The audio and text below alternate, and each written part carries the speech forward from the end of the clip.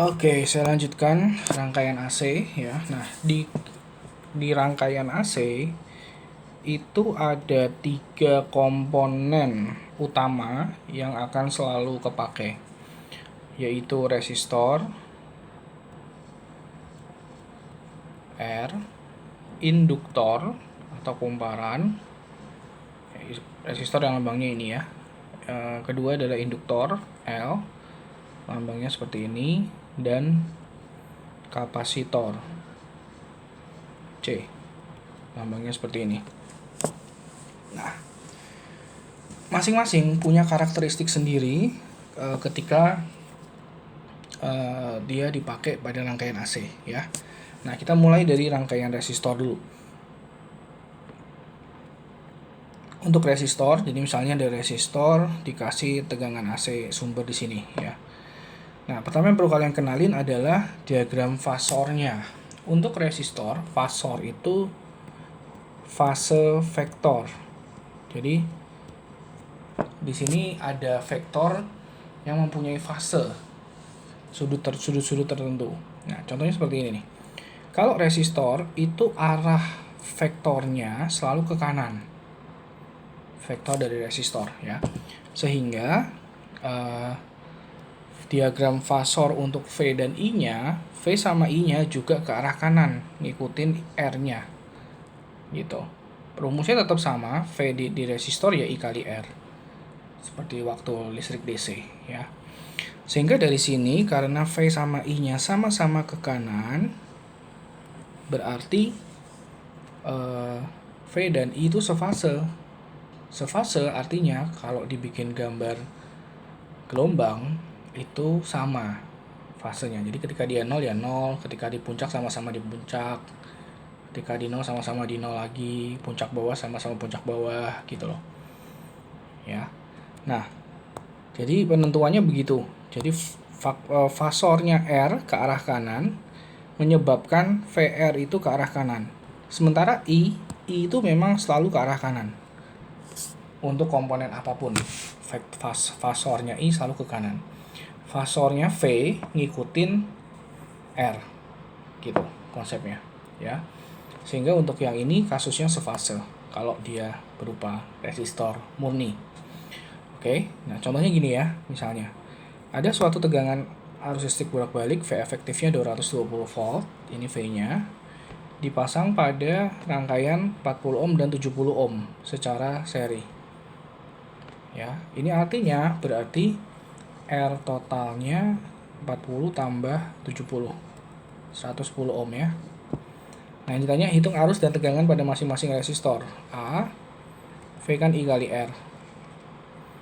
V totalnya 220, I-nya R-nya 110. Jadi sini kita dapat I-nya 2 ampere. Ini adalah I1 sekaligus I2. Kan karena dia seri I-nya sama. Kemudian tegangannya V1 ya I1 kali R. V2 ya I2 kali R, gitu aja. Jadi 2 ampere kali 40, 2 ampere kali 70. 80 volt sama 140 volt.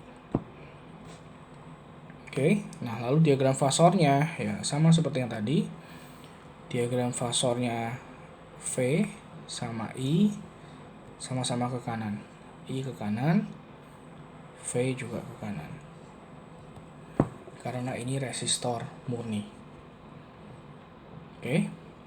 Selanjutnya, kalau dia berupa induktor L ya, dipasang dengan tegangan AC, yang perlu kalian ketahui adalah induktor itu dari L dia akan berubah menjadi XL atau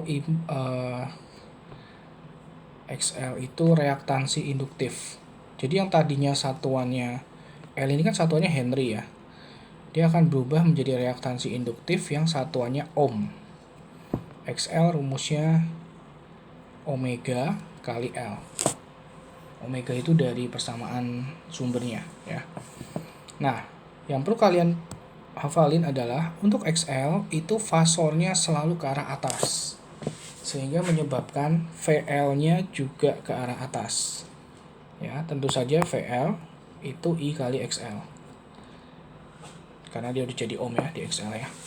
Nah, I selalu ke arah kanan. Jadi di sini kita bisa bilang VL itu membentuk sudut 90 derajat terhadap I, dan dengan arah sudut kan biasanya ke arahnya putarannya melawan jarum jam ya.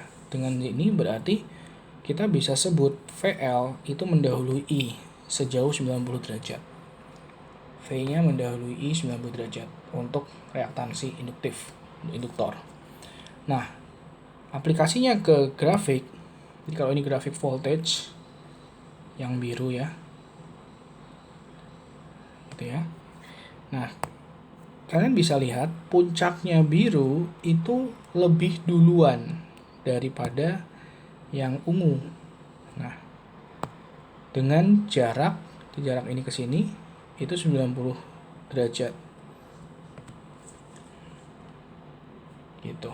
Jadi yang biru atau seperempat periode ya, jaraknya itu seperempat dari periode grafiknya, karena satu periode itu kan 360. Nah, cara ciri-ciri gambar grafik trigononya seperti itu. Oke, V mencapai puncak terlebih dahulu lebih cepat 90 derajat seperti gambar ini. Puncak yang biru duluan daripada yang ungu ya, gambar fasenya seperti itu. Kita lihat contoh hitungannya. Dalam suatu rangkaian induktif terdapat kumparan kawat yang memiliki induktansi L 50 mH. Jadi diketahui L-nya 50 mH, V-nya 110 volt, frekuensinya 60 Hz. Ya. Sehingga yang A ditanya XL. XL itu omega kali L. Jadi 2pi F kali L. 2pi kali 60 kali 50 mili. Dari sini dapat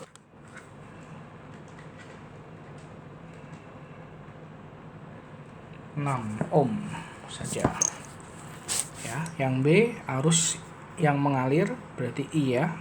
V I kali XL rumusnya. Jadi V-nya 110 sama dengan I kali 6 ohm.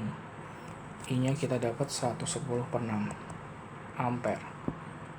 Sementara diagram fasornya seperti tadi, I selalu ke arah kanan, I-nya, sementara VL, V-nya selalu ke arah atas. Nah, kira-kira fasornya seperti ini. Kalau induktor murni, ya, I-nya ke kanan, VL-nya ke atas. Oke, nah yang ketiga adalah kapasitor. Untuk kapasitor yang satuannya farad, ketika dipasang jadi di rangkaian AC, dia akan menjadi hambatan juga, yaitu reaktansi kapasitif XC yang rumusnya 1/omega kali C. Nah, XC karakteristiknya fasornya ke arah bawah. XC-nya itu ke arah bawah, sehingga VC-nya nanti juga ke arah bawah. Sementara I tetap ke kanan. Gitu. Ya. Nah, tentu saja VC I kali XC itu juga berlaku ya. VI kali R. R-nya itu XC sekarang. Nah, cuman dari sini berarti kalau dengan perputaran melawan jarum jam, justru sekarang V-nya terlambat dari I sebesar 90 derajat. V-nya yang terlambat. Jadi kalau gambar grafiknya, grafik V itu yang ini, yang biru, grafik I-nya justru sekarang yang ada di depan. Kalian bisa lihat ya, ini yang current itu I-nya itu puncak duluan nih, dibandingin puncaknya si biru, yaitu sejauh 90 derajat, seperempat periode. Begitu, ya. Nah, secara hitungannya kurang lebih juga masih mirip. Ada suatu kapasitor C6 mikrofarad dengan tegangan efektif V-nya 220 volt, frekuensinya 60 Hz. Nah, kita bisa hitung dulu ya. Pertama yang A, cari reaktansi kapasitif XC. XC itu 1/omega C, berarti 1/omega itu 2πf ya. 2pi kali 60 Hz kali F-nya. 6 mikrofarad kali 10 min 6 ya. Nah ini kita hitung dulu hasilnya berapa. 2 kali pi kali 60 kali 6 mikrofarad dapatnya 442 ohm, 3. Kemudian cari arusnya, V sama dengan I kali XC, berarti 220 sama dengan I kali 442,3. Kita dapat I-nya 0,49 ampere. Nah, diagram fasornya tentu saja seperti tadi ya. Bedanya sekarang karena ini kapasitor, berarti V-nya akan ke bawah,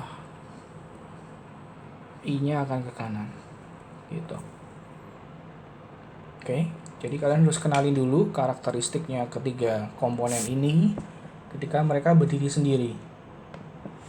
Murni kapasitor atau murni resistor atau murni induktor ya. Nanti di video selanjutnya saya akan jelasin ketika komponen ini dicampur-campur. Jadi mereka tidak berdiri sendiri, tapi udah dicampur, R ketemu L atau R ketemu C gitu ya. Oke, semoga bermanfaat. Terima kasih.